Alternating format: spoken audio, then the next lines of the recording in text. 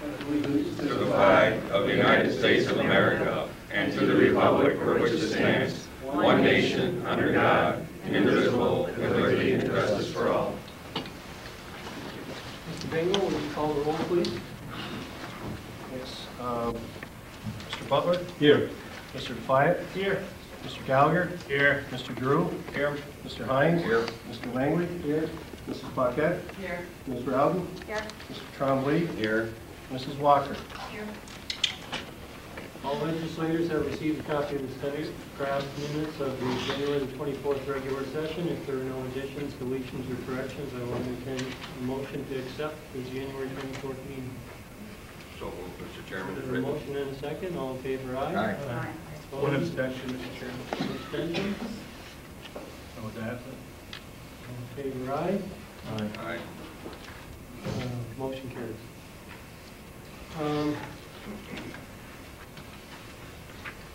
For the past several years, it has been customary to present a gavel plaque to those individuals who have served as the chairperson of the Clinton County Legislature. On the behalf of all of us, I am pleased to present this to Mrs. Paquette tonight. Please accept this as a symbol of thanks and our appreciation for the dedicated service of the residents of Clinton County.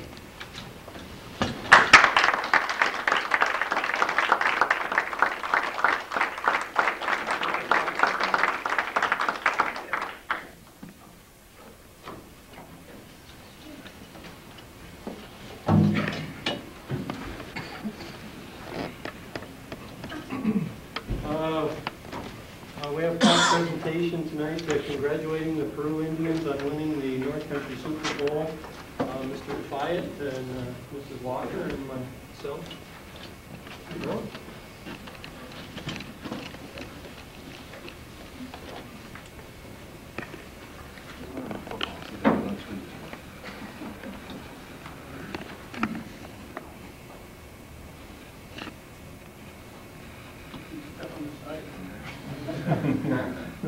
I'd like to, I'll read this plaque congratulating the Peru Indians on winning the North Country Super Bowl. It was moved by Mr. Defiant, Langley, May, Drew, and Mrs. Perry. Whereas the Peru Indians compiled an outstanding regular season record of 8-1, competing in the CBAC, and whereas the Indians won against the North Country Super Bowl for Class B by defeating Section 10 champions Ogdensburg Free Academy, and whereas the Indians football team reserved the right to represent the North Country in the New York State Class B playoffs. Whereas the Peru faced Section 2 Hudson Falls in the playoff and was defeated, resulting in the Indians placing 20th for Class B standings in New York State. And whereas the accomplishments of the team are an inspiration to other high school athletes, and whereas the members of this team, their coaches, their fans, and their families have all worked hard to achieve this goal. Therefore, be it resolved that the Clinton County Legislature hereby takes this opportunity to publicly congratulate the Peru Central Schools Coach Larry Ewald on capturing the North Country Super Bowl, and be it further resolved that this legislative body extends its best wishes to the team and for all their future endeavors. Seconded by Mr. Bouye, Gravelu, Garrett, Trombley, and Mrs. Paquette, dated December 27, 2000. This is getting to be a regular thing, and I'm not putting any pressure on the coach because you guys are both going to graduate. So, no pressure, but we do expect to see you back here next year getting another one. Larry, congratulations.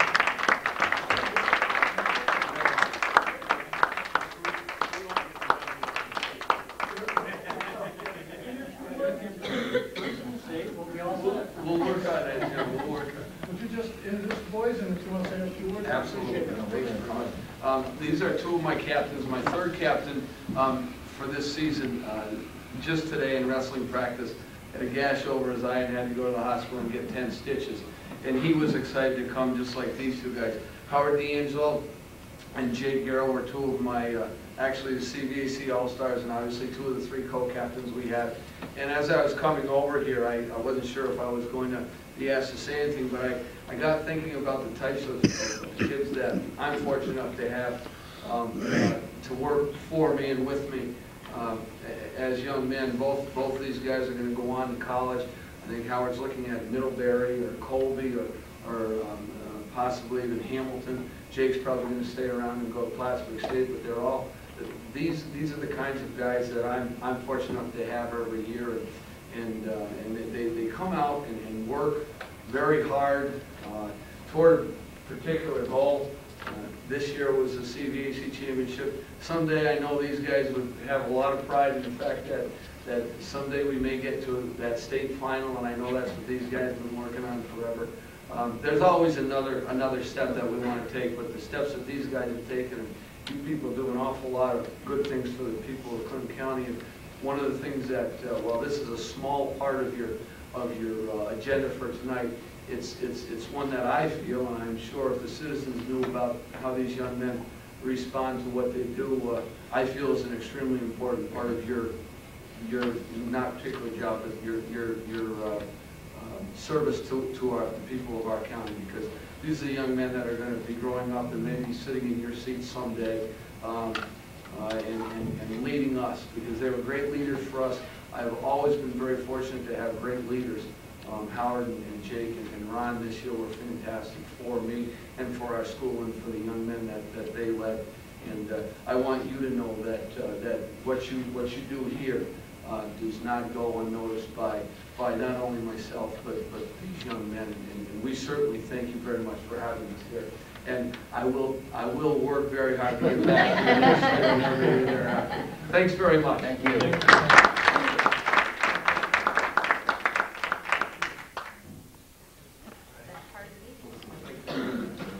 He even knows the whole drill now. He knows you can just leave after. Just right out.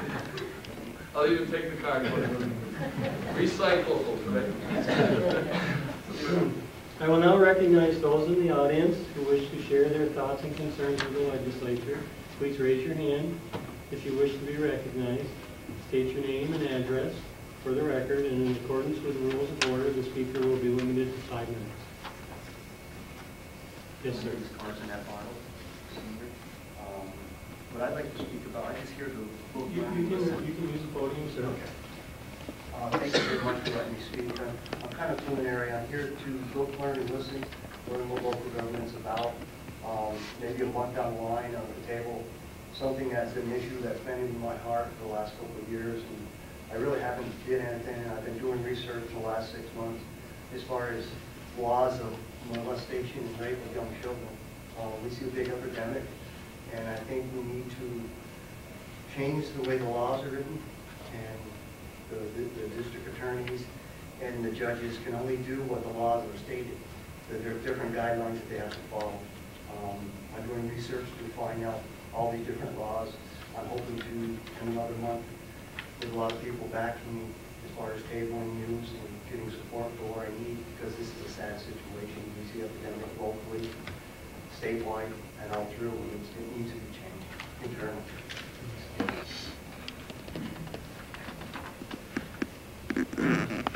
We have no one else. I'm seeing things correctly. We will now go to committee reports. Each legislator chairs one of 9 standing committees, and I will call on each chairperson of each committee in alphabetical order by committee, starting with Buildings and Grounds. Mrs. Rouse. Building and Grounds met on February 8th. We had some project updates that I'll share with you. The old jail is getting there. It's estimated we're going to have about $40,000 balance remaining at the time of completion, and that is allowing for some of the corrections that had to be made during the construction. A new transformer is going to be purchased to heat the old jail. That cost is approximately $17,000, but we still will have a remaining balance. $40,000. Bayview will be permitted to install that new transformer. The probation department, which is where the DA office is going to be put into, Building and Grounds department is going to be in charge of this renovation project, and it's going to represent a significant savings to the county. The architect had projected a $425,000 cost for the construction company to do the project. However, Mr. Guerin has estimated his staff can do it for approximately $50,000. The court system on the 3rd floor will be project will take place next year. Nursing home and soffit repair, at the time of that completion, we expect to have about a balance of $41,000 left in that project. And that does include some change orders that were done and a sign that's being built as requested by Brian Root. And the nursing home generator, a balance of $2,996 after completion of that project. We reviewed the 2001 master plans, draft resolution that will be presented to the Finance Committee on the 21st or whenever the Finance Committee is going to meet. And that draft resolution will authorize the county treasurer to establish a capital project entitled Phase 1 Space Study, second and third floors, the Government Center. And if approved, it would represent a cost savings where the resolution is requesting only $175,000 instead of the $500,000 originally being requested. This is from the savings on some of these projects. Wayne Garrett did bring this up to, worked out these figures, brought it up to the committee, and in looking at it, found it was very, very feasible to do it this way. And I think it's certainly to Wayne's credit to have come up with this savings and presented this information to us. The smoking shelter at the Human Services Center was tabled for further discussion. And Mr. Bingle is going to get information on the Oak Street properties in terms of assessment and taxes. Building is being looked at as possible for a parking lot expansion for the county. But we wanted to first consider what the issues were related to the impact on the tax rolls. And the last thing, municipal lighting department also is looking to put a substation behind the nursing home's garage. We tabled that item because we're asking for a formal proposal from MLD before we would continue to look at acting on that any further. And the last item was that an RFP is going to be sent out for architectural services for the 2001 master plan. Are there any questions, Mrs. Rose? The Oak Street properties, what properties are we talking about? Mr. Bingle, would you like to tell exactly which? We've received a letter from 3 individuals who own the first 3 buildings at Oak Street, asking if we'd be interested. I told them I would bring it to committee. They did not have any price on them. So the committee wanted to know what the assessments were and what would be the impact of taking those off the tax rolls. So we're going to discuss it at our next meeting. First 3 building from what street? From Cornelia.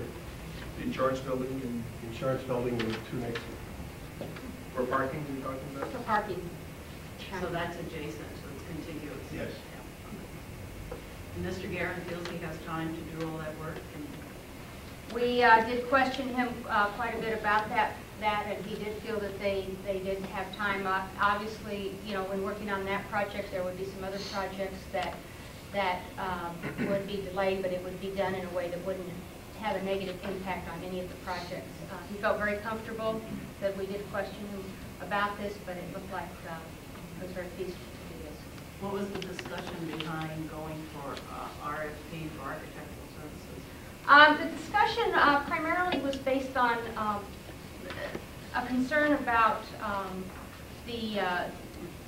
some of the timeliness of the architectural services that presently that we're under, but also that it's often good practice to periodically go out and look and see what other options are out there. And so at this point, I like a good idea just to put one out, just to see, you know, if there are some other options.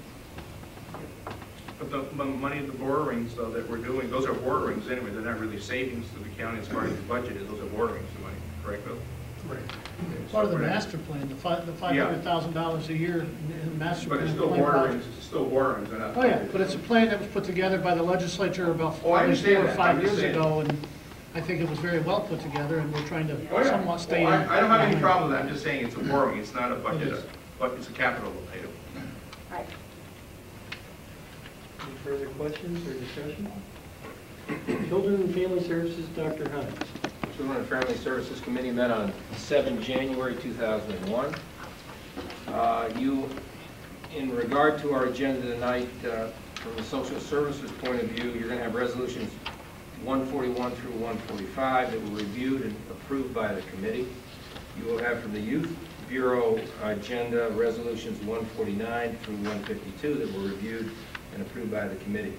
One of the highlights of our meeting was Commissioner Jay LePage reviewing with us the 2000 year results from his social services, and it was interesting that, as he reported, Medicaid has increased, serving approximately 8,000 individuals. The child support had a successful year, actually increasing collections by 12%, about $3 million more than spent in welfare. Stop domestic violence, housing costs have been kept down. Service statistics are on the rise with increased adult service cases, foster care, daycare cases, and child protective services reports were given. The best part of that was our meeting was over in 40 minutes. And that's it, sir. Any questions to Mr. Hines? County Operations, Mr. Drew. Yes. County operations met on Tuesday, February 6th. Eric Hebert, Director of Data Processing, is present for the meeting. Mr. Hebert provided an overview of his department as well as goals for 201. Resolutions 78 and 79 were reviewed and approved by committee. Mr. Wilson, also Director of Weights and Measures, was present for the meeting. Mr. Wilson provided an overview of his department updates and committees for the status of 200 goals as well as 201 goals. Resolution 148 was reviewed and approved. Rodney Brown, County Planner, was present at the meetings. Resolution 119 and 120 were reviewed and approved by the committee.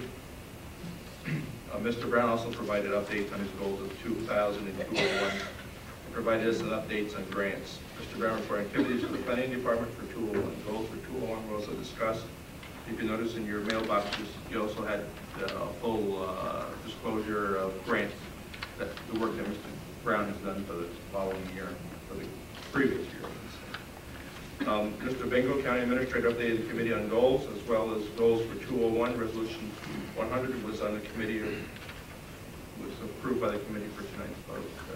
Jim Gagne, Real Property Director, again did the goals for 200 in 2000 and 201. Mr. Gagne also discussed his department's other goals for update schedules. And Mike Brooks and Judy Lay, Commissioners from the Board of Elections, were present for the meeting. A discussion took place regarding the Board of Election upgrade to the software to comply with the New York State's election law, and we have allowed them, we didn't allow them, but they're going to go look for prices on what the software is going to cost. And Addie Shields, County Historian, was present at the meeting. Mrs. Shields provided her updates for the 200 committee. The 2000th year, she also distributed a proposal to the committee, which she will be forwarding to our state representative to bring a youth program operated by each town to care for abandoned cemeteries in Clinton County. That's my report. Are there any questions of Mr. Drew? Brings us to finance, Mrs. Paquette. Yes, we had a finance committee meeting scheduled for next Wednesday, the 21st. It will not be held. Right now, we are planning on March 1st because we did not have a quorum next week. So March 1st, unless you hear differently, will be our finance meeting. There will not be a meeting next week. Tonight, we have a resolution when I call the treasurer today to tell her about the meeting. She said that the one item we needed to do was the investment policy. So under 13.2, Resolution 157 is the investment policy. When we get to that, I'll briefly highlight it if you have any questions. I have a few comments to make as finance chair. As you know, I was on vacation in January and was unable to be here when you addressed certain issues, which I would have addressed at that meeting. First of all, I'm not going to discuss the merits of your decisions. I do, however, want to comment on the 2001 budget. When we begin the development and construction of a new budget, we look at our revenue streams. Where will we get the money to cover these expenses? It's not unlike what you do with your personal budget. Will I get that contract? Will I still be on the payroll next week? This kind of thing. Then our treasurer is contacted and asked how much money she can give us from the various fund balances. We then look at the anticipated revenues from various departments. These are fees, county clerk, weights and measures, etc. Then we look at sales tax revenue, and finally we arrive at a tax levy. The only revenues we are certain that we have in hand is tax levy. People pay their taxes, we know how much we have.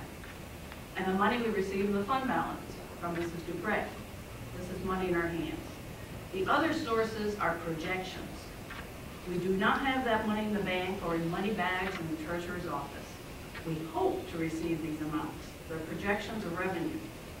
And let me say a word about the fund balance. In a memo from the treasurer on September 29th last year, Mrs. Dupre gave us the 1998 fund balance after appropriating money to the budget, which was $11,600,000 and some thousand. The 1999 fund balance after appropriating money for 2000 was $11,689,000. So she recommended last year appropriating another $4 million towards the budget. However, she says this would leave a balance of $7,600,000. So we're a far cry from the $11 million we were dealing with before. She was not comfortable with this. She said this amount is less than the recommended on-reserve fund balance of 10%. I checked with her today, and she said that the amount may be higher after the books are balanced in March, but just keep that amount in mind, that we're on the margin. And this is after Mr. Bingle had pressured her to give as much as possible for the 2001 budget. Then we come to projected revenue. We hope that the departments meet their projections, because our budget is partially based on this revenue, as I said before. Then we have the issue of sales tax. In Mr. Bingle's budget message, sales tax revenue was increased from $13,502,500 to $14,657,500, an increase of $1,155,000. I know we did very well with sales tax the last couple of years, so we're being very optimistic. But let me remind you, I'm not Mr. Greenspan, but the national economy is changing. We may or may not be affected here in the Clinton County. Our latest sales tax report for January, when I checked with the treasurer this week, looks good. But January sales tax is based on our December sales tax. But caution is recommended when we make spending decisions. There are now items of concern to me as we proceed. At our finance meeting, we're going to be discussing capital expenditures for 2001. Now, these decisions don't impact our budget this year, but they impact next year's budget, the budget we're going to be formulating this fall. In December, we had a list of debt that we're paying off this year and next year, so we're not starting at ground zero when we approve these capital expenditures. So it might look like just a few million, but added to these millions. We're in good shape with our debt, much lower than a lot of counties, but again, we're adding to it. The increases that were approved for the jail administrator and chief deputy, which I probably would have approved along with you, will cost the taxpayers over $13,000 in the 2002 budget. This year, those funds were taken, and again from Mr. Bingle's budget message, there were insurance reserve funds that our auditor said we could use to offset employees who were retiring this year for their sick leave and vacation time. There's no corresponding revenue stream, so it's going to be new requests for money next year. In summary, as I look at the 2002 budget, we're looking at sales tax projection that's optimistic this year. Hopefully we will attain that. We may not increase it next year because we don't do that every year. The fund balance is on the margin, it's on the cusp. Then some of us heard last week and again when we were at NISAC that the IGT funds will be phased out in the next 3 years. Unless the state legislature restores this funding, this will represent a $714,000 revenue loss to the county, and again, a cost to taxpayers. Our mandated expenses aren't going away either. Mr. Hines just mentioned that MMIS is a concern to Mr. LePage. That's going up. We have more adolescents being put in placements that are very expensive.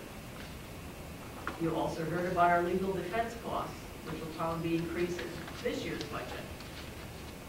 We have negotiations this year, and our employees are very important to us, so we will have to do something special for them.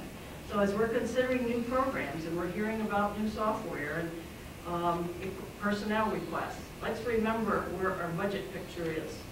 I don't mean to be doom and gloom, but we just have to be careful. We just can't keep on spending because the fund balance is at its margin, sales tax, we hope to get it. We had a conservative tax rate increase of 4% this year.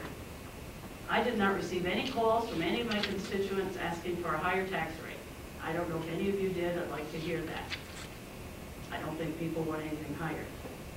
I don't mean to be the Grinch who stole Christmas, but I just wanted to bring this to your attention early in the year. End of my report.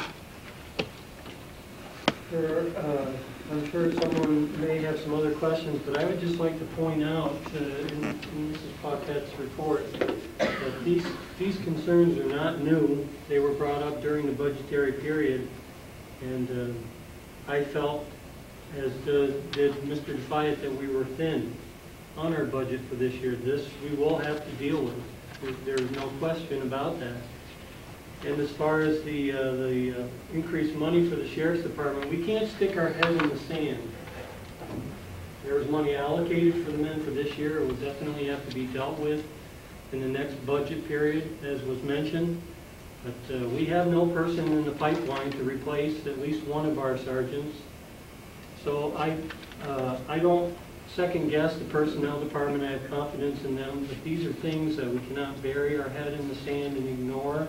They will have to be dealt with, and my opinion, we should have projected for them a little further in last year's budget. I didn't say that before because I was trying to be nice.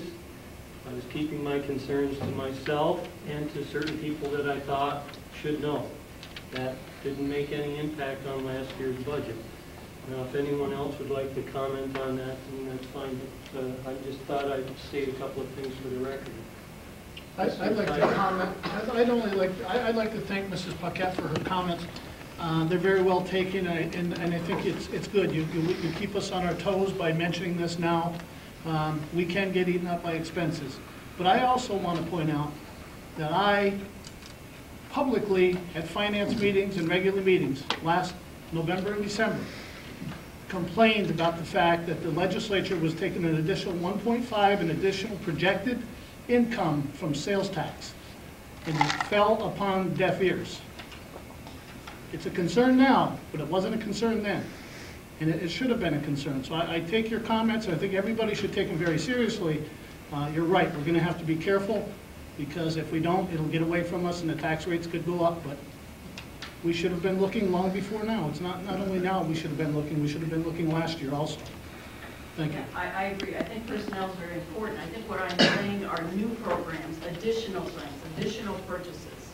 We have to take care of what we have now. People are most important, and whatever else. Of course, our buildings and everything else. But sometimes we forget that there's not a non-ending source of money out there. I'm sorry.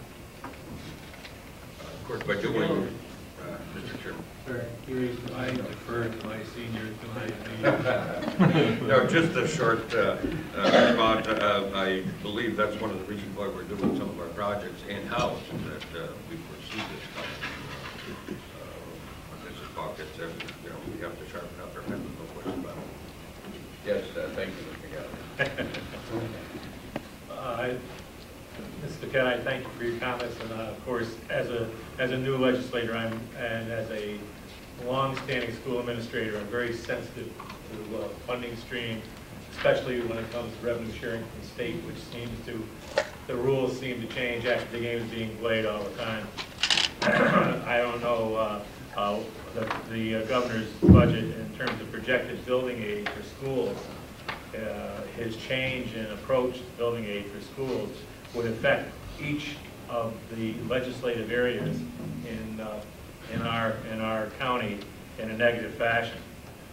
So when I went in to discuss personnel issues, very cautious to make sure that the revenues existed in the budget to take care of these things. But thanks, and I look for your continued guidance. Any further discussion or comment? Help. Mrs. Walker. Healthcare Committee met on December 5th. The committee reviewed 15 items, of which 14 resolutions are on tonight's agenda. One item was moved to the Finance Committee. Mr. John Johnson, Director of Clinton County Medical Health Department, reviewed the 2001 goals for the department. Paula Coppins McComb, Acting Director of Public Health, reviewed with us the Health Department goals for 2001. Lori Williams, Community Health Educator, gave the committee a presentation on a 7-point plan for tobacco prevention and enforcement stated in her presentation that over 90% of adult smokers initiate tobacco use as a teenager. Studies show that only 2.5% of smokers successfully stop smoking each year. Most smokers who attempt to quit will do so several times before possibly achieving the success. This supports the theory that we need to focus prevention efforts on young people. Discussion about possibly funding cessation smoking programs for people followed, and also there was a discussion by the committee about the inadequacies of the law that prohibits the sale of tobacco products to minors. Any questions? Mrs. Walker? Brings us to Human Services, Mr. Trombley. Yes, Mr. Chairman, the Human Service Committee met on Wednesday, February 7th. Martha Galley, the coordinator of the office service for the Office of the Aging, was present for the meeting. Resolution 75 and 76 were reviewed and approved by the committee and are included on the agenda. Ms. Galley discussed the proposed goals for 2001 for the departments. Warren Manor, the Veterans Agency Director, was present for the meeting also. The monthly report for December 2000 and January 2001 were reviewed and discussed. Mr. Manor updated the committee on 2001 goals for the department. The committee discussed the Veterans Health Clinic and the need to provide more services to the North Country veterans, such as the Veterans Administration Hospital in Albany. Mr. Rudy, the nursing home administrator, and Mary Paul, director of nursing for the nursing home, were present for the meeting. Committee members congratulated Ms. Paul on her appointment as the new director of nursing. The committee discussed staffing issues concerning recruitment, retention, and vacancies. In addition, Mr. Rudy informed the committee of an upcoming labor management roundtable meeting to discuss these issues. We ran out of time, so we were not able to go over Mr. Rudy's 2001 and 2002 goals, but we will make time at the next meeting, Mr. Chairman. How's staffing going there, Steve?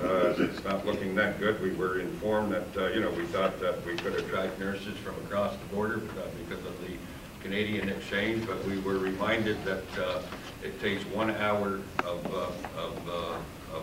training here in the States before they can get their license to practice here in the United States.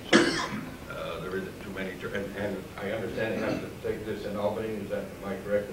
And it's given in Albany, so there isn't too many nurses across the border that probably would want to spend 100 hours in Albany to get their license to practice here in the U.S. But they're still advertising and making contacts, and hopefully we can pull it through. I'm informed that none of our patients are being overlooked. They're still being taken care of, and I know because I'm there every week, at least once a week. The place is neat, and I don't see any of the patients.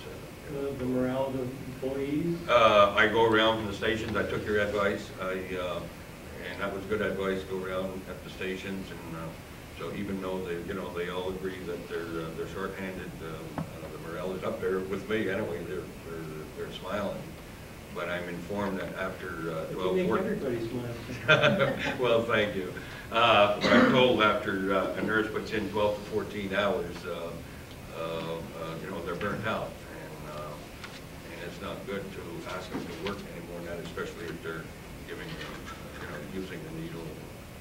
So, but Mr. Rudy seems to be convinced that things will come around, and Mrs. Paul sounds to be real knowledgeable at the meeting. She handled herself real well, and I'm sure she will make a difference also.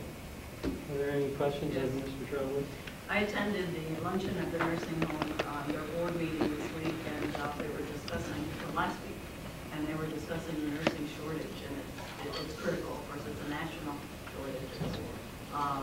And I think Mr. Rudy is establishing a roundtable, which will be involved personnel. We really have to look at this because our local hospitals and other areas are giving special bonuses to attract people, and they're going to take our nurses away because everybody's after them. it's going to take a special task force. It's the same all over. I have a brother-in-law that's, son-in-law that practices in Elmira, out of 3 hospitals there and 1 hospital in Pennsylvania, and they're having the same problem. I have a daughter that works at CVPH in the personnel, and they're going to the Chamber of Commerce, picking up all the literature that we might have to send throughout to advertise our quality of life, trying to attract new nurses and young nurses. So everybody, every hospital is experiencing the same problem. And watching the news, they said that the baby boomers retiring is going to take another 20 years to get the young recruitments out there. So I guess our advice, if you're asking for advice, is all the high school students, if they're going into college, go into nursing. That's where the future is. You have to pay them. We have to pay them. Any further discussion? Personnel. Mr. Gallagher.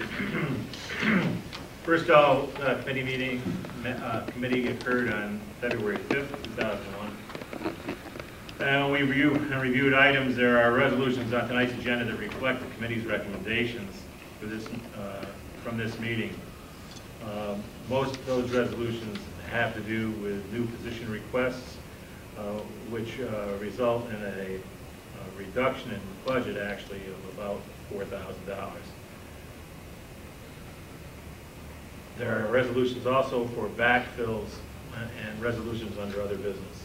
That concludes my report. Are there any questions of Mr. Gallagher?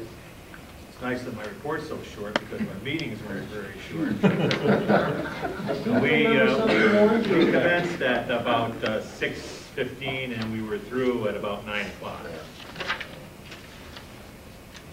And I don't recall whose fault that was in particular. Public safety, Mr. Defiant. Yes, Mr. Chairman, Public Safety Committee met February 6th.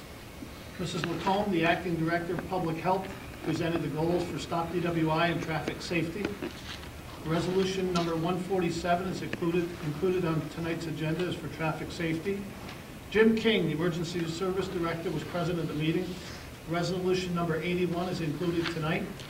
And Jim discussed with us a proposal to formulate a county hazardous materials team to respond to chemical spills and other emergencies. And that has been referred to the county attorney for review.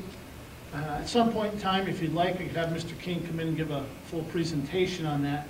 But it's very important that we do something. It's been 5 years since the Air Force left here. And we used to use their resources for hazardous material spills. And we have an awful lot of different, very dangerous materials going through here by truck up and down the Northway, and also by train now, because CN is using a lot more rail service through here. So we don't have a team. And if we wait until we have a problem, we're going to be very sorry. We may have some serious injuries or deaths occur. So. They're trying to be proactive. There's some possibility that there's some money that might be out there through this super fund that the president signed, and now they signed a bill authorizing, I want to say $100 million. Don't hold me to that number, to give rural counties, rural fire districts money for these types of things and for equipment and whatnot. When they first signed it, they had a dollar amount, but they didn't have any funding. Since my first meeting with Mr. King, they now have allocated the funding also, so they'll put a request there. And we don't see this as a big drain for the county. You're probably going to be looking for about $10,000 for seed money to start up. Then after that, they'll try to get the grants from the federal to go beyond there. And then that money that he starts with for seed money would probably be, he would probably be able to restore that as he uses it, because when they're called out for a hazardous spill, they can actually charge the owner of the goods for all the cleanup costs. So if they had $10,000 and it cost them $8,000 to go and make a cleanup, they can bill that company for that $8,000 and put it back in their fund. So it's not it should not be going be an ongoing request for more money. So, and if we don't have it, probably costs us more than that in the long run if we're not careful. But right now, we could have to wait 4, 5, 6, 7 hours to get somebody on site. And that's okay if something's contained. But if it's not, and just going and however, if it's burning or running or whatever it's doing, and you can't stop it, that's not going to be a good situation. They also have the teams that have to be trained. There's an awful lot of training, and the city fire department is actually, they're going to train and be the technicians at their cost.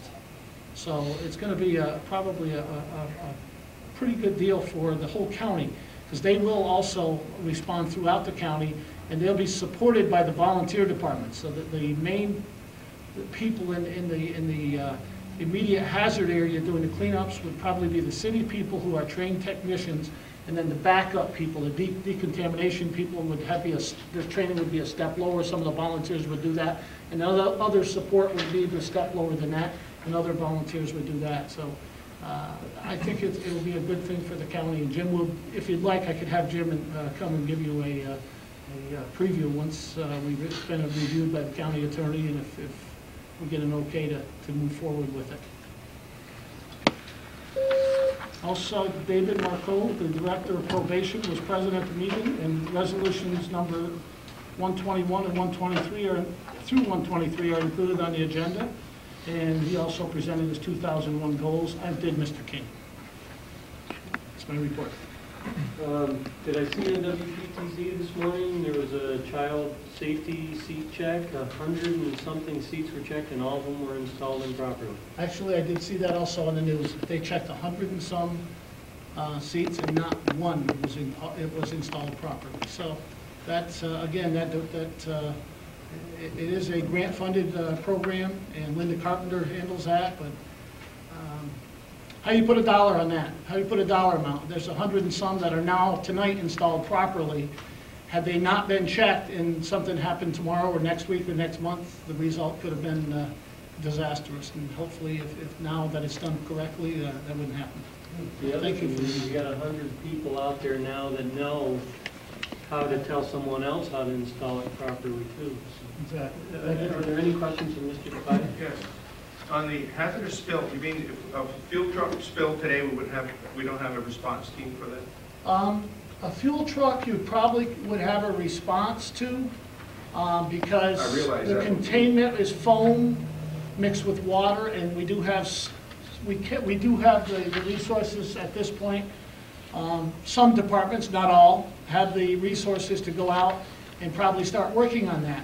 But if you got a spill of ammonia or something like that leaking, a hazardous material, no, we do not. Our mills are not even set up so that they can... Not anymore. GP used to have a team, they have disbanded. There's no team there anymore. There are certain things, if there's a spill of these, and I'm saying ammonia, there's a million others that I can't name right now that come through here. You're absolutely right. The only thing we can do is hopefully keep people back, including the firefighters, back far enough not to be in danger, because they do not have the equipment or the know-how, the training to move in on the thing and actually contain and or stop the situation. Because they endanger themselves. Exactly. So I would think, though, I can't believe that, as important as that is, that there's not grant money available or something so we can get that going. Well, it's just become available. As I said, the law was passed a few months ago without the funding, but now the funding has become available. So, and that's what Jim's going to reach out through and see if he can get some. Did I remember last year the city of Plattsburgh was interested in having a hazmat team? Yes, this is their team. This is their team that we are going to be working with and supporting. Okay, so it would be a county team. It's going to be a county team, but the technicians will be trained by the city. The city's actually, they're already doing it. They're already being trained. And they are now, the mayor has agreed that they would become part of the county team. And they're going to be our lead people, because the volunteers are not going to have the time to get this training. So there is a team in the city? Not yet. They are working on it. They are working on it, but they're not trained. They are not certified at this point. And they are, at this point, they do not have the support to go out. They can take care of anything in the city, but they don't have the support to go outside and do it outside.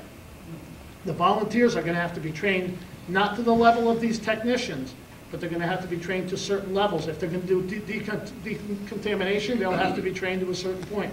If they're going to do support, backup support to that, their training will be a little less. But the technicians that'll actually go in and do the work will be, I think, 100% city firefighters, and they have agreed to go throughout the county as long as they get the support of the volunteer departments. Will the technicians trained in the city fire department also be able to be turnkey trainers for the volunteers? No. So they'll have to bring in additional training, expertise for the volunteers. Right. And they do have an instructor that can bring them to a certain level now. Dan Collins is certified to a certain level, but he can't certify them to the technician level. But he can do a lot of the support type situations. And I think the city they'd like to have a couple people get certified so that they can then teach their own people in-house instead of having to send them down to Montour Falls, which is what they do now. So I think it's a win-win. The city's, it's a partnership with the city and the county departments, and the end result will be a win-win for everybody, because no way the volunteer departments could afford or have the time for the people to get this training. They just wouldn't be able to do it. I don't know exactly how many hours it is, but there's a lot of hours, and it's very intense also. And I don't think you could ask a volunteer to go out and do it. I don't think they'd have the time to do it. So this isn't the DEC's responsibility, you know, No, it's that's not. an interesting point. I always thought that this was the responsibility of the DEC once there was a toxic spill. DEC is only responsible once it's on the ground to make sure that it's properly cleaned up, but they don't do anything to stop it or contain it. They don't have the resources either. That's interesting. So we're just fortunate that we haven't had a... Very fortunate. We had an incident, I want to say 6 or 7 years ago, because it was at least I was an assistant chief at the time, and you might remember we shut the Northway was shut down for, I don't know, 12, 14, 16 hours. The mall was shut down, everything up around that area. We had a truck on its side, and the stuff that was on the ground was okay as long as it didn't rain, because as soon as water hit it, it then became a very deadly gas. And they were predicting rain for that day. Well, you can't, what do? You can't stop it. It decides to rain, it's going to rain. You don't want to be there, so that's all we could do was stay away.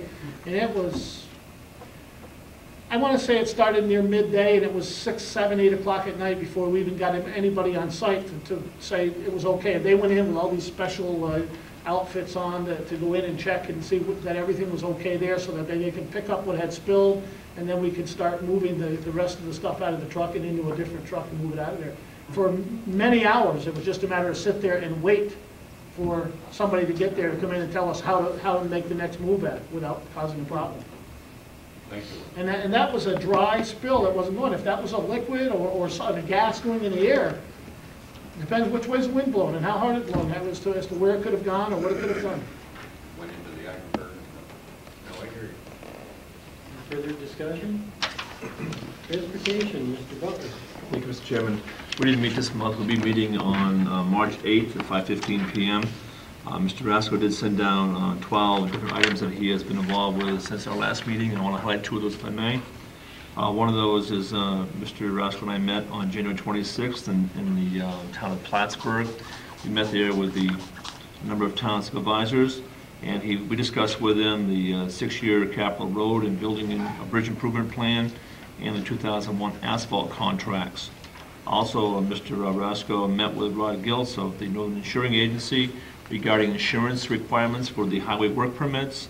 The main outcome was the elimination of costly owner and contractor protective insurance for those permits where the liability exposure to the county is minimal. This will save permittees $400 to $500 per project, as most small contractors have difficulty obtaining the insurance for that.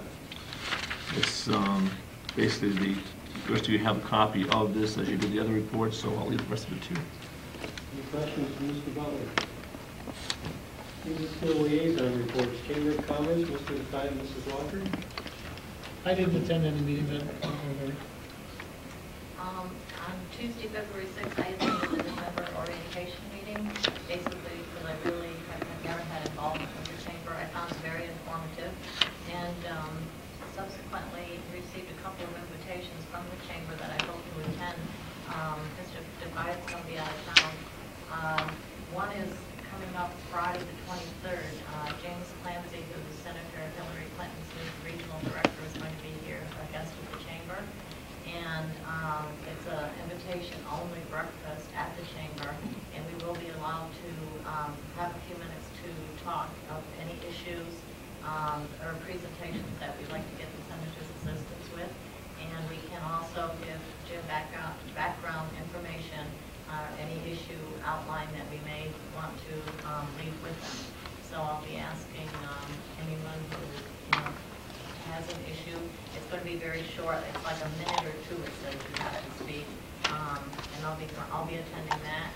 The next thing that's coming up that I'll be attending is on Friday, March 9th, is a state legislative forum. Senator Stafford, Assemblywoman Betty Little, and Assemblyman Chris Ortloff will be here in town. It's a breakfast meeting again at 7:30 at the end of Smithfield. And it's an opportunity to hear timely reports from our state legislature on pending issues in Albany and ask questions and comments. And that is open to anyone who would like to attend, space limited. And that's the end of my report. Any questions? I would like to add something with the chamber. I belong to the committee of 100 plus for the Port of Excellence at Champlain. And the third truck booth is up and running. And it's part of the chamber because really Gary Douglas was the impetus for this, so it's a nice issue. We have $2.8 million congressional appropriation, which was obtained last fall, and they're working on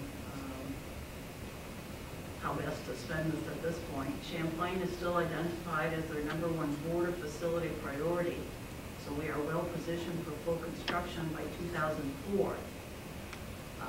2002 appropriation request has been sent to Congressman John McHugh and John Sweeney and Senator Charles Schumer. And they hope to have another opportunity to testify before the Transportation Appropriation Subcommittee in the House pretty soon, shortly. So we're really making progress on that. Keep you posted. Any questions of anyone? I understand there's the chamber had a ski day Thursday last week. It was a networking day. Mr. Bingle attended. Everyone said what a fantastic skier he was and how fast he was. Skied from top to bottom. Is he the one that was in first? He didn't fall all day. He had an amazing day. Somebody had my name tag on it. You wouldn't want to see me ski. Cooperative Extension, Mr. Drew, Mrs. Walker. Cooperative Extension on February 7th, I attended their annual Board of Directors organizational meeting. At that meeting, does everybody get this, or am I? Yeah. So I'm not going to bore you with, you can read this on your leisure. On Saturday, February 10th, they had a North Country Regional Board Training Day at Plattsburgh State, a teleconference type thing, which I attended. This was sponsored by Cooperative Extension. The topics discussed were board's role in management, dealing with problem board members, board relationship with executive director, limiting meeting length, policy development, strategic planning, and et cetera. The thing I enjoyed the most, they spent a couple hours, and I do have a handout if anybody's interested. It's about 8 pages long, on doing what Celine did earlier in her financial report, on how to read financial reports and go through line items on budgets and questions to ask and things to be aware of. It was really informative and very good. If anybody is interested in that handout that they gave us, I'd gladly make copies and give it to you. And I found it a very valuable day, and it was free. So that's the end of my report. Board of Health, Mr. Giroux. The Board of Health has not met officially except for the meeting that we had. I guess we have met. We met last Thursday with some of the contractors after they had attended the last meeting here. Only one contractor showed, and an engineer from Sunderland's office showed also. And I thought personally, and Jackie was there, and Mr. Butler was there, and Jimmy was there for a few minutes, that the meeting was very productive. It was, we talked about issues on how we'd like to do things and move ahead, and so forth. And I thought the interaction was good. They said that they would try to work with us and help us out as we went along, that we would try to do the speed lines with the contracts the plans were looked at, and we'd move those ahead, and that we'd get back to them. And they realized that's going to take some time by the time we change this over, so I think they've agreed to abide by that, and we try to move it ahead. I thought they were very agreeable to that compared to the other meeting. And then we had a planning meeting where Mr. Langley showed up also, was a couple weeks ago. We talked about issues of what had happened on the discussion of the meeting we had here about timelines, and I think Jim also seen those timelines of some of them probably took a little bit long, and that we can try to shorten those up, but they had all documented of how they had proceeded with their with the timing as they went along, whether it took 2 weeks to look at a plan, and if it came back and took another week. And I know I thought it was informative. I don't know if Jim did, but I mean I thought it was some help. So with that, I think that everybody understands what the issue is. It's not so much a concern about Board of Health formats. In other words, how the projects are completed. It's the timeline of how long the plan takes to be reviewed. Also, there are some other issues I think that we may discuss later on in personnel if you have executive session. So that's all. Any other questions of Mr. Drew? Inter-County, Mr. Tremblay, Mrs. Walker. Yes, Mr. Chairman, the Inter-County Legislative Committee of the Adirondacks will be meeting tomorrow in Warren County at 10:30 a.m. and if weather permitting, I'll be there. Our guest speaker tomorrow is Senator Stafford and Assemblyman Betty Lynn. Any questions of Mr. Tremblay? Nothing on the jury board, right, Mr. Kaya? Nothing. When does that come, does that mean like once or twice a year, or? I believe it only meets once a year, and I haven't heard any meeting dates yet. LCNLG, Mr. Tremblay? Yes, the meeting, the Lake Champlain, Lake George meeting was scheduled for February 13th, but because of the New York State Association of Counties taking place, they rescheduled it for March 20th. And this will be held at Lake Pleasant. RC&D, Mr. Drew? No report from RC&D. No. Soil and Water, Mr. Drew, Mrs. Rowland. We meet tomorrow. This is not the one time a year that the Supreme Court. I have not seen any notices to that effect, that's true. Nothing from Grievance Committee? Labor Management, Mr. Hines, Mrs. Rowland. We're ready. We are. Clinton Community College, a new one, an old one that was brought back. Liaison Committee, Mr. Defiant and Mr. Hines. I have not attended any meetings yet. Staff reports, Mr. Curtin. I would ask that we go into executive session at the end of the meeting to discuss the employment history of a particular person and also litigation. We move at the, Mr. Bingle. No report, Mr. Chairman. I'd like to share some information with you. County legislators and county administrator attended the annual NISAC conference this week to discuss how the governor's proposed budget will affect Clinton County. I'd like to thank Mr. Bingle for his efforts in preparing the County Day book. I would also like to thank all legislators who attended.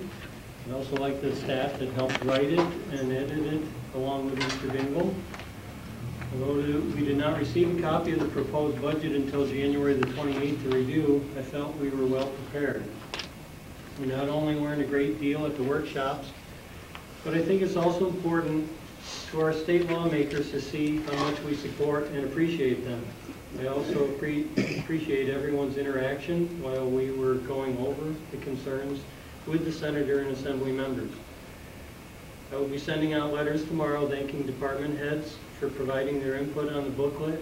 If at any time throughout the year someone becomes aware of an issue that is of a concern, we are always entitled and certainly feel it's within your power to call and speak to any of your state representatives on anything that is of concern to your area. Before voting on the resolutions tonight, I want to note that a majority of the resolutions have been thoroughly discussed by the appropriate committees, and the legislature is taking action tonight based in large part on the recommendation of those committees. Mr. Bingham, would you please read the titles of tonight's? Resolution 75, authorizing payment of membership dues, Office of the Aging. Move it, Mr. Trombley, second, Mr. Butler, discussion. Roll call. Mr. Fayette? Yes. Mr. Trombley? yes. Resolution 76, approving appointment to the Office of the Aging Advisory Board. Move it, Mr. Chairman. Mr. Trombley, seconded Mr. Hines, discussion. Those in favor, aye. Opposed? Motion carries. Resolution 77, approving appointments to the Airport Advisory Board. Move it, Mrs. Paquette, seconded Mr. Butler. Discussion. Under discussion, Mr. Chairman, I just received, as you know, 2 weeks ago, I mentioned that no way I wanted to let things forget, turned out the moves. But I received a letter from his wife just recently and informing me that due to his ill health, he no longer will be able to serve. So if you would remove his name from tonight's resolution, and I'll find somebody within the next 2 weeks. There's no way I was going to let him go without notice. Discussion? Any further? Those in favor, aye. Aye. Opposed? Motion carries. Resolution 78, authorizing a contract with Munis Data Processing. Move it, Mr. Giroux, seconded Mr. Butler. Discussion? Roll call. Mr. Fayette? Yes. Mr. Trombley? Yes. Resolution 79, authorizing contract amendment with Renell Fire Protection Systems Data Processing. Move it, Mr. Giroux, seconded Mrs. Paquette. Discussion? Roll call. Mr. Fayette? Yes. Mr. Trombley? Yes. Resolution number 80, authorizing surplus apportionment of dog license fees. Move it. Move it, Mrs. Paquette, seconded Mr. Trombley. Discussion? Roll call. Mr. Fayette? Yes. Mr. Trombley? Yes. Resolution 81, approving appointments to the Traffic Safety Board Emergency Services. Move it, Mr. Defiant, seconded Mr. Hines. Discussion? Those in favor, aye. Aye. Opposed? Motion carries. Resolution 82, authorizing payment of membership dues, Health Department. Move it, Mrs. Walker, seconded Mr. Defiant. Discussion? Roll call. Mr. Defiant? Yes. Mr. Trombley? Yes. Resolution 83 has been withdrawn, as well as 84. The reason for the withdrawal, the changes when we compared the resolutions were just the only thing that had changed was naming the acting director instead of the director. Resolution number 85, authorizing out-of-state travel, Health Department. Move it, Mrs. Walker, seconded Mr. Gallagher. Discussion? Roll call. Mr. Defiant? Yes. Mr. Trombley? Yes. Resolution 86, authorizing various contracts, Health Department. Move it, Mrs. Walker, seconded Mr. Giroux. Discussion? I'd just like to make a comment on the Healthy Heart Coalition breakfast. Bob Butler and myself attended. I have the distinct pleasure of being the first co-chairperson of that group. They're starting their 5th year now, and they have done a lot of good here in Clinton County, and their word is kind of get moving Clinton County. And there'll be another booklet coming out, and they have involved some preparations with getting their employees out walking at lunch and getting exercise and nutrition in schools, and it's really been a great coalition for the community. Any further discussion? Roll call. Mr. Defiant? Yes. Mr. Trombley? Yes. Resolution 87, authorizing contract amendment with CV Tech Health Department. Move it, Mrs. Walker, seconded Ms. Rowden. Discussion? Those in favor, aye. Aye. Opposed? Motion carries. Resolution 88, authorizing contract amendment with Safeguard Biomedical Services, Inc., Health Department. Move it, Mrs. Walker, seconded Mr. Defiant. Discussion? Roll call. Mr. Defiant? Yes. Mr. Trombley? Yes. Resolution 89, authorizing Healthy Heart Grant Application, Health Department. Moved by Mrs. Walker, seconded by Mr. Gallagher. Discussion? Yes, I have a question, and it's the same one I have for every grant that's being renewed here. I pushed very hard to get grant guidelines written. We get grants, we renew grants, but we never get an evaluation of the grants. And I would like to see from now on an evaluation. Does this work? How many people do they see? How often do they do whatever they do? I want an evaluation. Who would you have evaluate? Pardon? Who would you have evaluate? Well, the person who applied for the grant, the grant person, the person in charge, probably the chairperson, the person who applied for it. Almost like having the fox watch the hen house. Mrs. Walker first. Except that usually renewals are part, any grant you write, they ask for an evaluation, and it's part of the renewal process, but we never get to see it. What we do is vote on these things. That was going to be my comment. As part of the renewal, they have to show that they met the stipulations, so we could probably just also get a copy of that as an evaluation of the program. Yeah, I'd like to know, we dealt with 20 people, whatever, we dealt with 5, these are the problems we encountered. It'd be nice to know about things. I've been here 5 years and we keep renewing these things and I don't know what goes on. Well, I know with this particular one, it's there. Yes. Oh, yeah. Thanks for clarification, because having written a number of grants, if you can't grind the numbers out, you're not going to get the grant. That's right. So you were just asking that we share it, that whoever wrote it, share it with us. You requested that be shared in committee?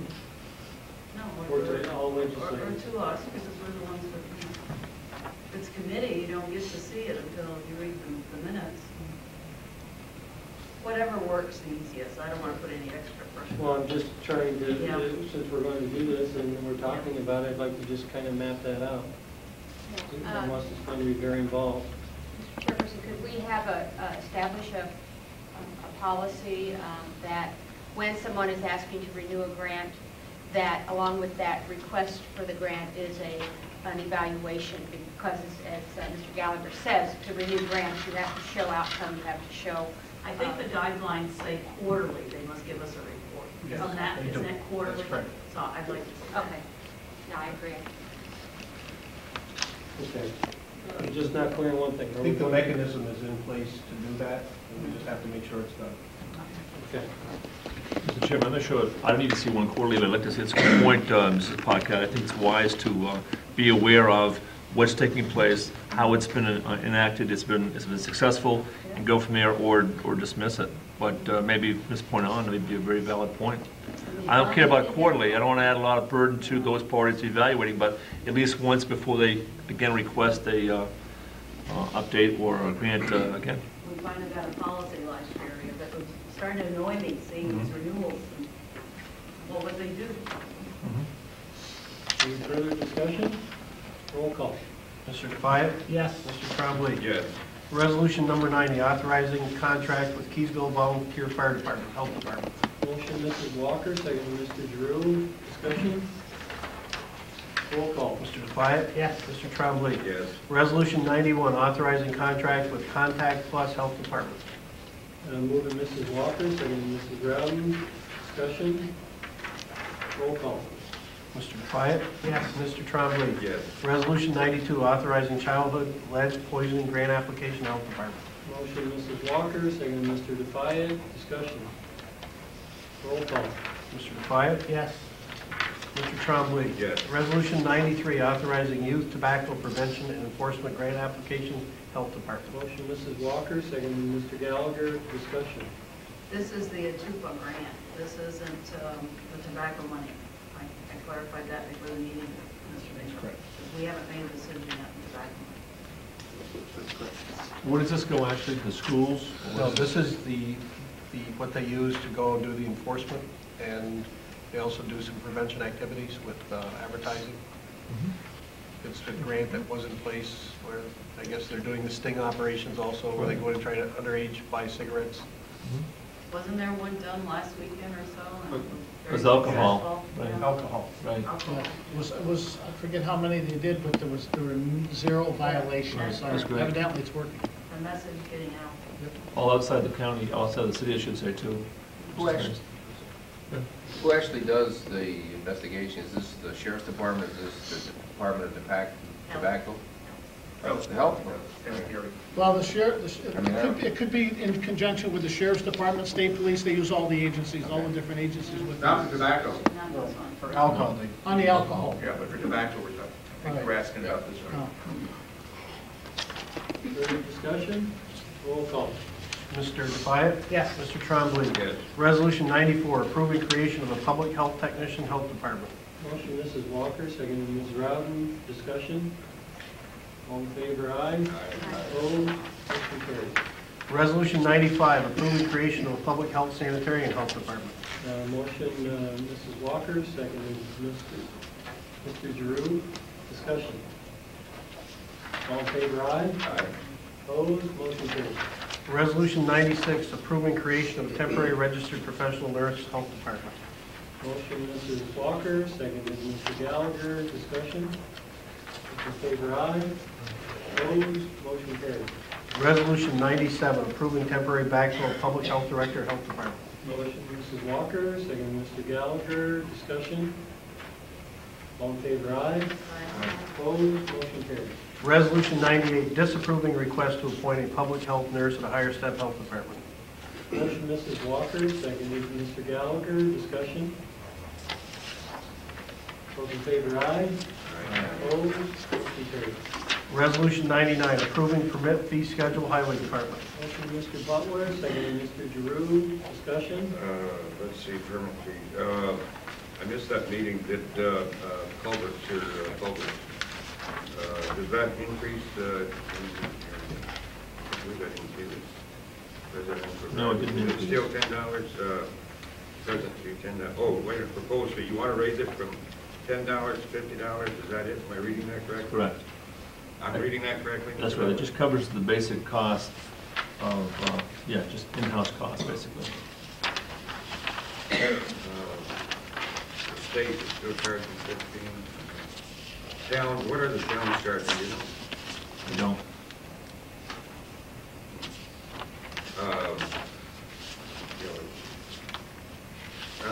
This is going to be a roll call vote, right? I can't do this because I have so many people that, you know, $50 to this, plus buying, and this is plus buying their culvert, right? They have to buy their own culvert. That's correct.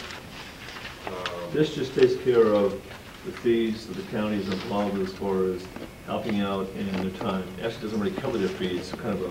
Just for the permit.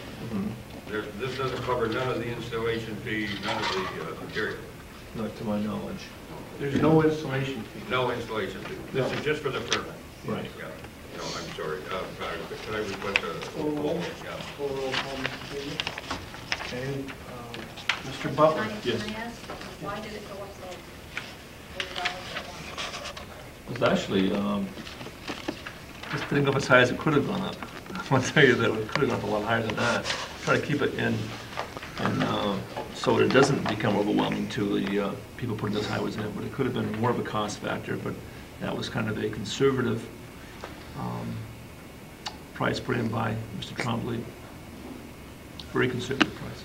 See, Mr. Very realistic price. Hold it against you, but I see the foreman in my area. They have a foreman that rides around all the time checking out roads. And so, you know, if somebody puts in a request for a culvert, you know, this foreman or inspector, whatever terminology you want to use for him, he's in the area anyway. Just a matter of doing the paperwork. And, you know, at the end of the day, they all have to write out a report, regardless if it's a road condition or...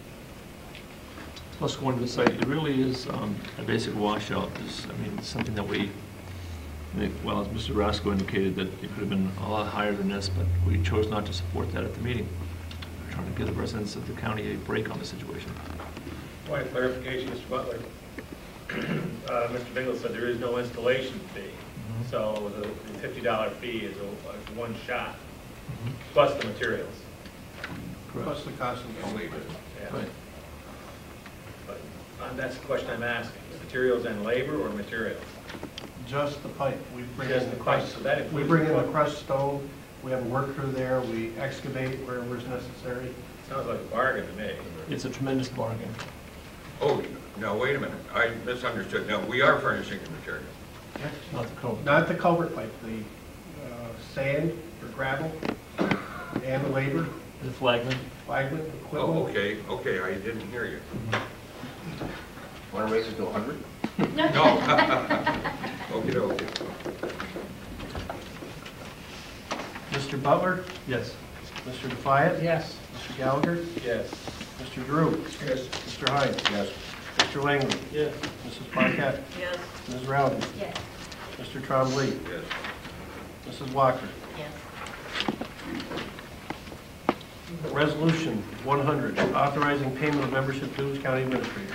Moved Mr. Drew, seconded Mr. Butler. Discussion? Roll call. Mr. Defiant? Yes. Mr. Trombley? Yes.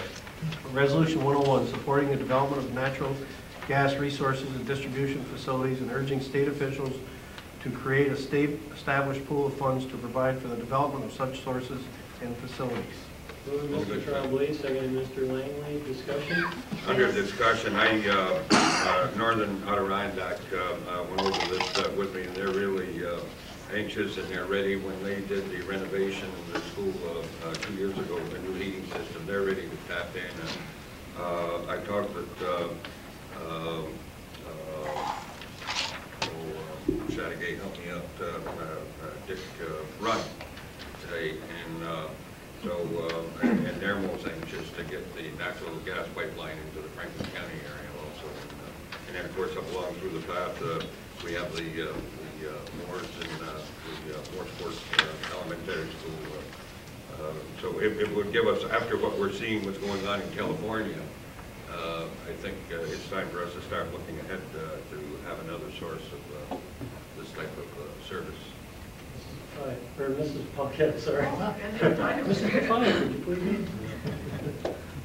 I was confused at first when I read this. There's some sentences that make it sound like we do not have gas here in Clinton County at present. It says to make it economically feasible to bring natural gas distribution to Clinton County. We have natural gas in parts of the county. Right. So the wording is not quite, Reasonable distances. Would you like it to say other parts of Clinton County? or it's Or all not present parts? now, or rural areas, or western part. And I think we're really talking, Further development? we're really talking about the western part of it, you know. Western part would hit it perfect. Insert the word western. Well, whatever, Or- but we do have natural gas in Clinton County. Further down. Further development, yeah. See, that's what we have an attorney for, I guess. There we go, a wordsmith, a wordsmith. Further discussion or analysis of language? All in favor, aye? Aye. Opposed? Motion carries. Resolution 102, supporting rooftop highway. Mr. Chairman, I was, if I could just delay this for 2 weeks or so, our next meeting, I was approached by two legislators would like to have 2 weeks to get back with their supervisors to discuss this. But the main reason why I would have liked to join the Franklin County and St. Lawrence County on this Highwood rooftop highway is that, you know, we just talked about the hazardous road conditions, and of course the traffic and more of this hazardous waste is being trucked in. We lost our trains, and we'll never get the railroad back. And of course, economically, to complete the 2 projects that's underway, the ongoing project at the border station, this is the main reason for the project, is because the backup of tractor trailers, the delay, and there's getting more and more of them on the road. And of course, the other one is with the connector road. And that's the reason for the connector road, is because they foresee an increase in traffic. And so I guess what I'm saying, economically, this is the main reason why I would have liked to join. And then if you would only be in Ellenburg at NEC at 8 o'clock in the morning and at 2:30 p.m. in the afternoon, when these tractor trailers are coming down over that hill and the school buses are trying to get out of there, there's going to be a serious accident there one of these days, believe me, but so far it hasn't happened. But we just have to, this project is a long ways away, and we have to have a foresight. I don't think, there's none of us here that will ever see it built, but we have to have a foresight for the future. So you'd like to withdraw it for now? For 2 weeks, if I could, to give the legislators a question to get back. Pardon? Yeah, but I just like to be nice. And just for the record, that intersection is the busiest intersection in all of Clinton County. Oh, yeah. DOT put that in their Yeah, analysis this year. and the 3 routes have been, I know where you got it. yeah. Pothole years from the end. And will DOT put a light in there? Probably not. So, okay, so that's the reason, but we will, no problem getting it back on for next meeting. Good, thank Is you. it withdrawn or tabled? You can move the table for 2 weeks or withdraw it. Either one is correct. You want to table it, Sam, for 2 weeks? Just for 2 weeks. I'll second the motion to table. All right. Motion and a second, those in favor, aye. Opposed, motion carries. Resolution 103, congratulating Pam and Tom Marlowe of Ross's Point on being selected King and Queen of the Northern Tier Chamber of Commerce's annual Winter Carnival. Second, Five, five? Mr. Trombley, you want to go 5-5? Right. Those in favor, aye. Opposed, motion carries. Resolution 104, congratulating Don Pollock on being selected Citizen of the Year by the Northern Tier Chamber of Commerce. Second,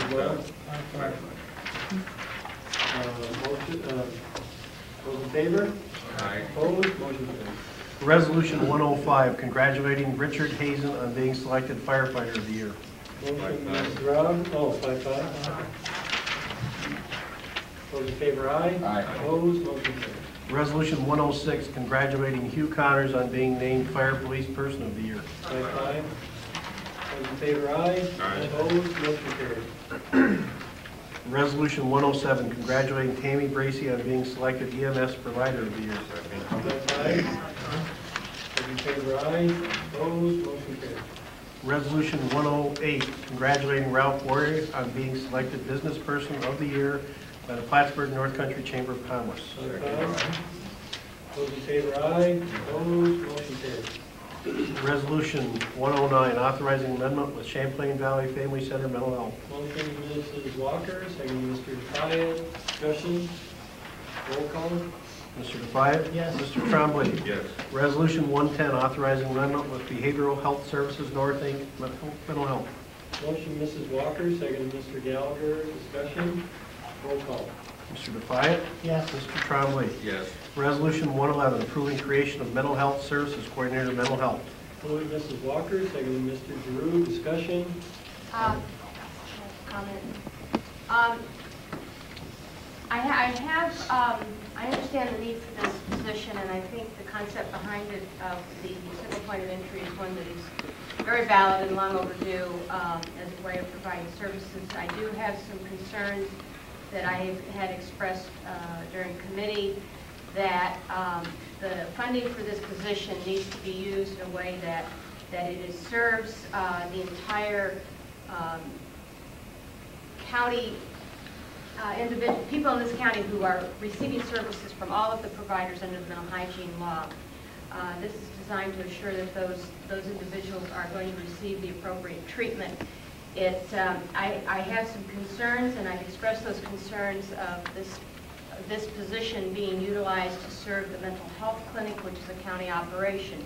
While it is a very good operation, it is only one of many providers within the county. The funding is primarily targeted to those individuals who are seriously mentally ill. It's a very specific population that the Office of Mental Health is wanting to target. Most of those individuals are served by Behavioral Services North.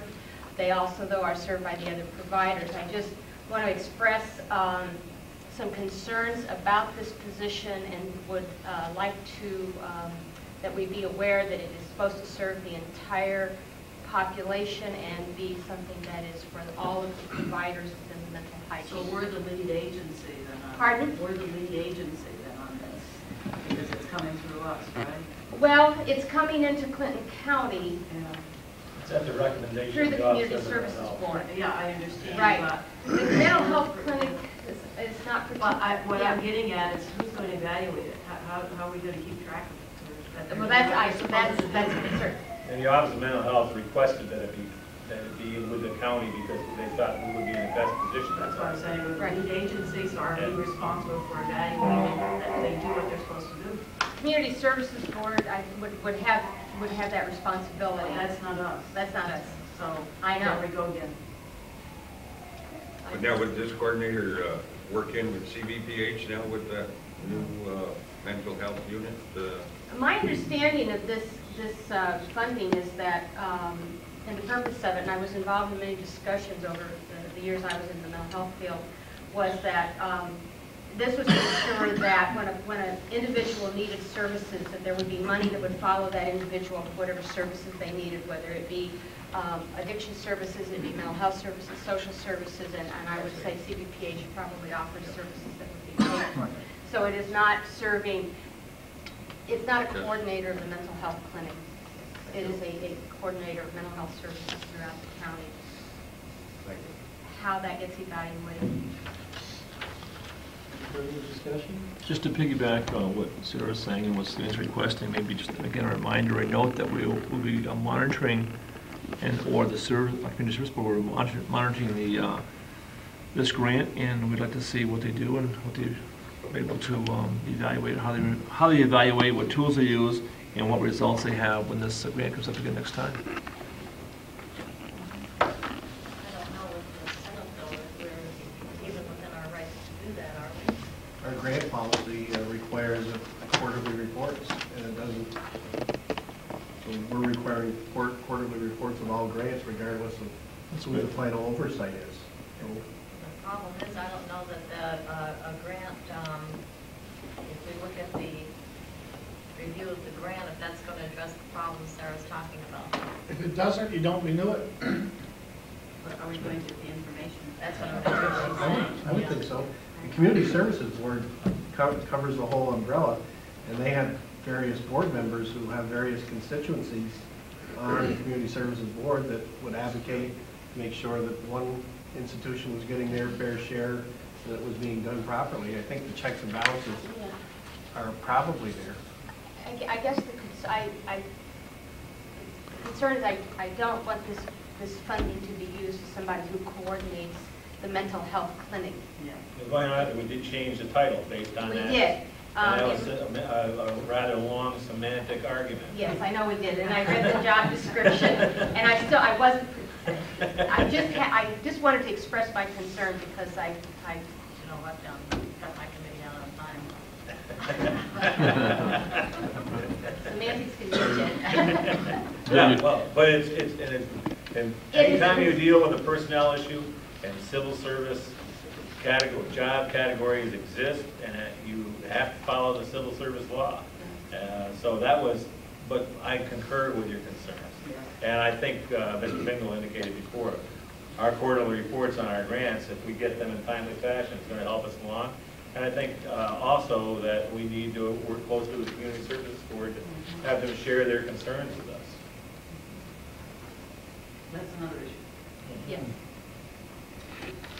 Summarizing, do you want a full roll call, or are we set on this for now? We have to go with it and Yeah, I mean, keep our fingers crossed. All in favor? Aye. Opposed? Motion carries. Resolution 112, approving backfill of Administrative Services Officer, Mental Health. Motion, Mrs. Walker, second, Mr. Gallagher. Discussion? Those in favor, aye. Opposed? Motion carries. Resolution 113, approving backfill of part-time account clerk typist, Mental Health Alcohol. Motion, Mrs. Walker, second, Mr. Gallagher. Discussion? All in favor, aye. Opposed? Motion carries. Resolution 114, authorizing percentage increase for Director of Community Mental Hygiene Services, Mental Health. Motion, Mrs. Walker, second, Mr. Gallagher. Discussion? Yes. I will vote no on this because until we get input into the director's evaluation by the county, like county administrator, I will not approve this. I remember seeing an evaluation, it was a perfect 10. I only know one person who was ever a perfect 10, and you know what happened to him. There was no narration accompanying that evaluation. A Second reason is I came back from vacation to find a whole pile of letters about mental health services. I don't know how they're being addressed, what we're doing to answer these people. These are serious concerns here. I don't feel, and I read everything, that I was well informed for 5 years on some of the concerns in mental health. I had never heard about a concern with good cause. I just think we have to get a little bit more information. And Community Services Board, I'd like to, maybe the new legislators are not aware, in December we passed a resolution that we sent to our elected officials asking that they support a bill in the Senate and the Assembly that would allow us as county legislators to select, which I can put my hands on it, are the directors of community services, and to make the appointment and the removal, which means also evaluation. I see we have in our mailboxes tonight a letter from Assemblywoman Little, who said she's in support of this. I called Senator Liebus's office today. Senator Liebus proposed this bill last year, the Senate bill. It passed the Senate unanimously. It got stalled in the Assembly. They're proposing it again this year, and I see where Assemblywoman Little is supporting it. These are my feelings about Community Services Board. We're told what to spend, but we can't do anything about what they do or don't do. I have nothing against the people on the board. They're well-intentioned, well-prepared people, but I don't like the setup with these boards. So I will vote no. As much as I don't like to call executive session, I feel in this case, based on what I've learned in the last 24 hours, I'd like to call an executive session on this issue based on personality. If you want to put it at the end, that's fine with me.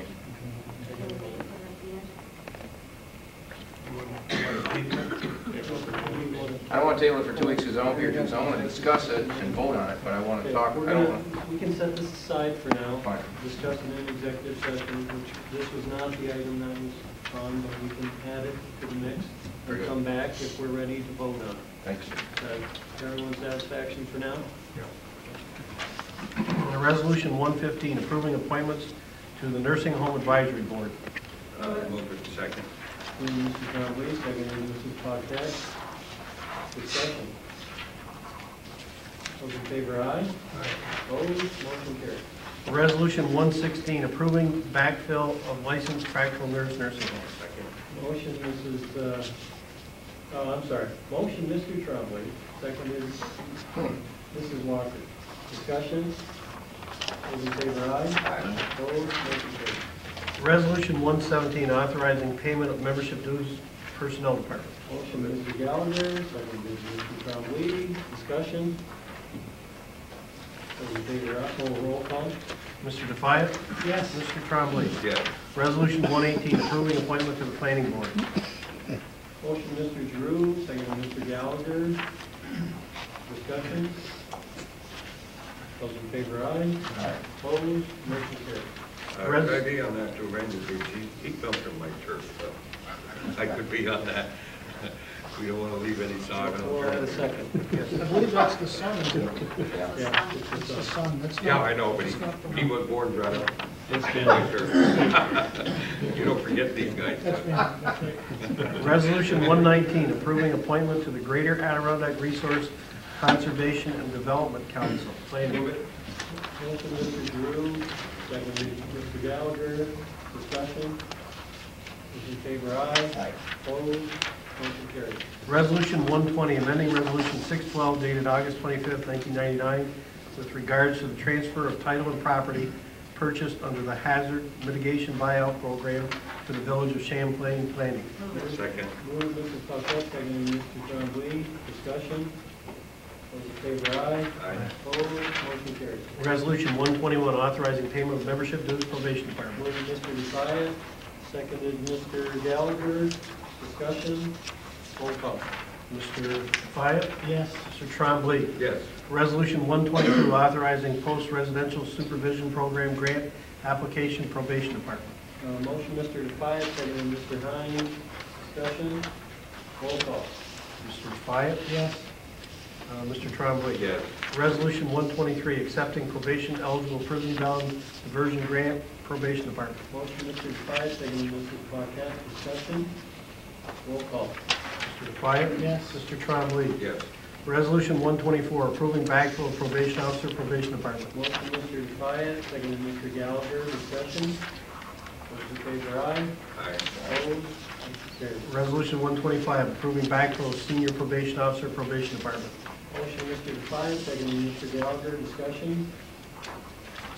Those in favor, aye. Aye. Opposed? Motion carries. Resolution 126, approving backfill of probation officer, probation department.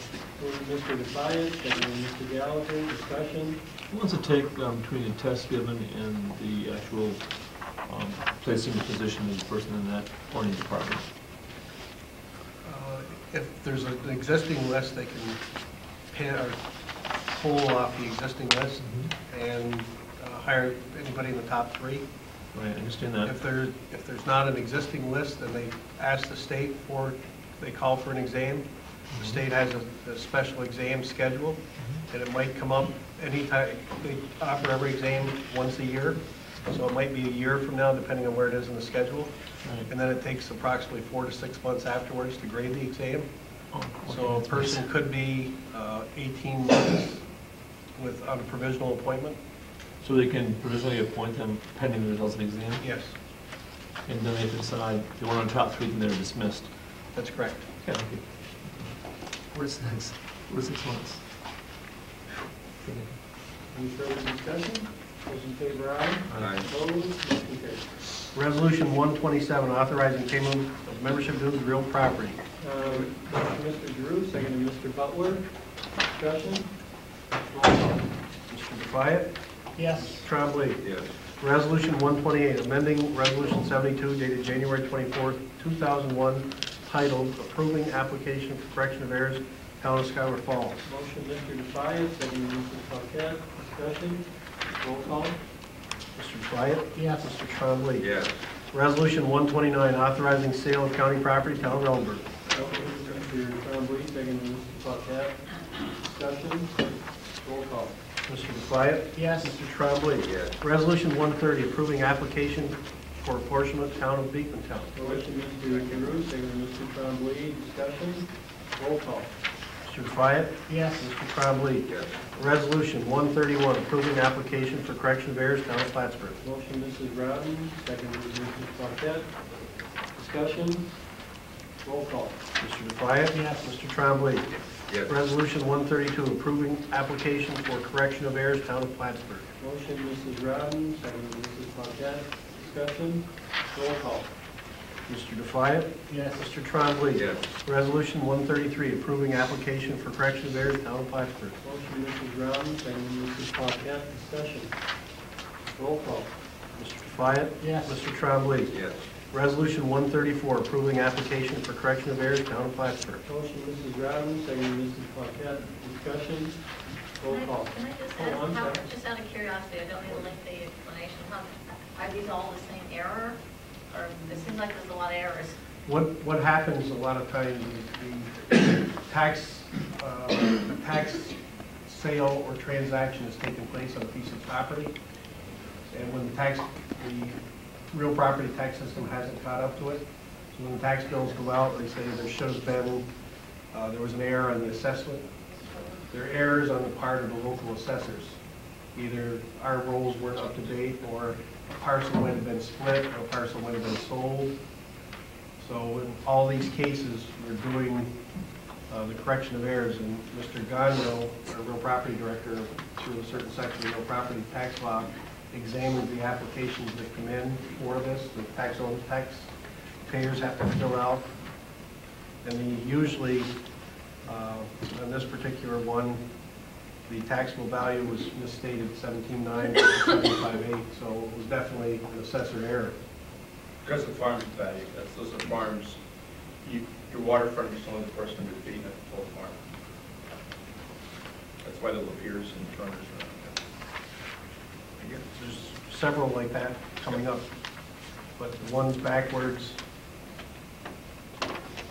But usually it isn't that situation, usually it's an error.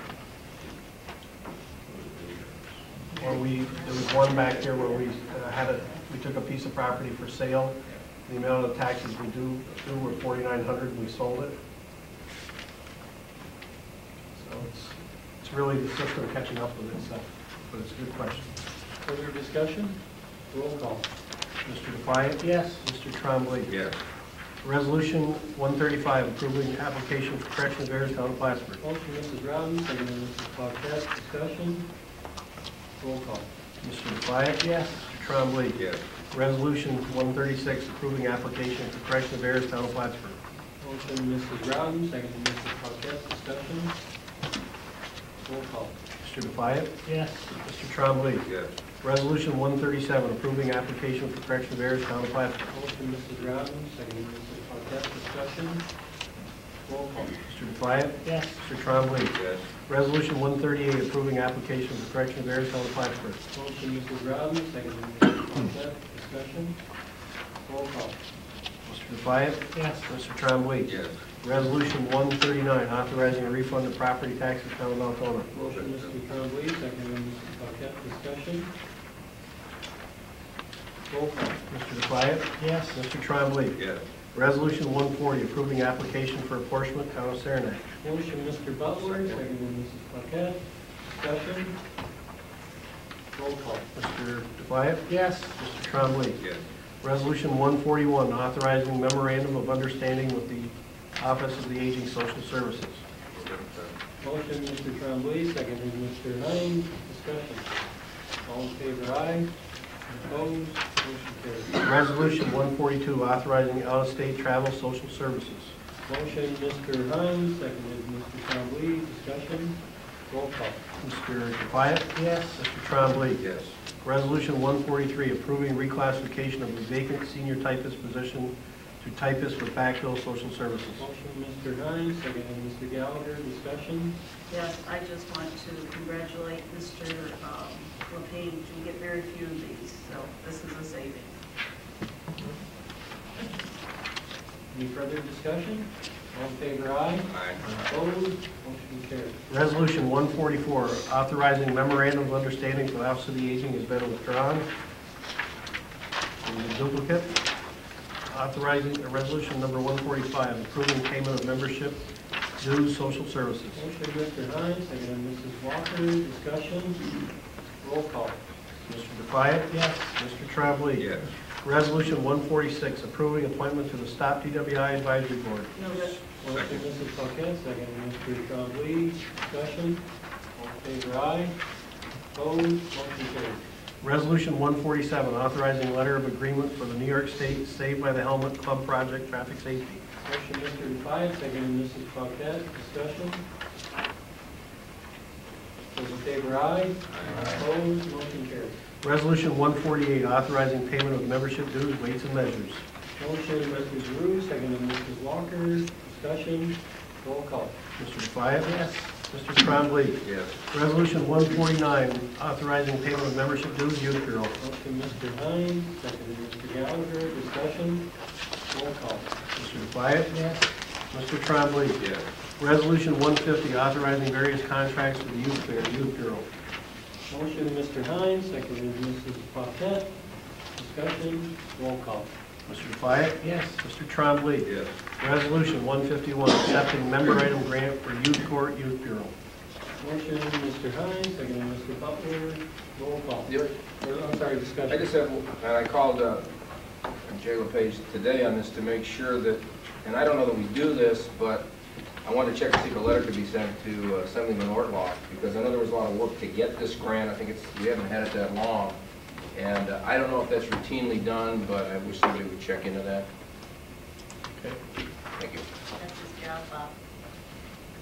I know, but you know, it's nice when somebody does something for you, in that case.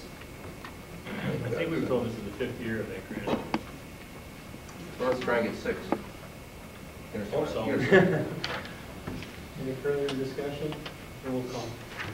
Mr. Defiant? Yes. Mr. Trombley? Yes. Resolution 152, approving appointments to the Youth Board, Youth Bureau. Motion, Mrs. Paquette, second by Mr. Trombley. I'd like that a second also. Also, 2 more seconds, Tommy. Discussion? Those in favor, aye. Aye. Opposed, motion carries. Waive Rule 13.2. Could I have a motion? Mr. Defiant, seconded Mr. Hines. Those in favor, aye. Aye. Opposed, motion carries. Resolution 153, authorizing payment of membership dues, county attorney. Mr. Drew, seconded Mr. Hines. Discussion, roll call. Mr. Defiant? Yes. Mr. Trombley? Yes. Resolution 154, approving reappointment to the Soil and Water Conservation District. Motion Mr. Drew, seconded Mr. Trombley. Discussion, those in favor, aye. Opposed, motion carries. Resolution 155, congratulating Wyeth Ayers Laboratories on being selected as Business of the Year by the Plattsburgh and North Country Chamber of Commerce. Second. By Valentine, those in favor, aye. Opposed, motion carries. Resolution 156, congratulating Northern Parts and Service on being selected as Small Business of the Year by the Plattsburgh and North Country Chamber of Commerce. By Sire, those in favor, aye. Aye. Opposed, motion carries. Resolution 157, approving the Clinton County Investment Policy for 2001 Treasurer. Motion Mr. Paquette, seconded Mr. Langley. Discussion, roll call. Mr. Defiant? Yes. Mr. Trombley? Yes. And now I ask for a motion to go into executive session. So moved. Motion, and second. Second. In favor, aye. Aye. Opposed,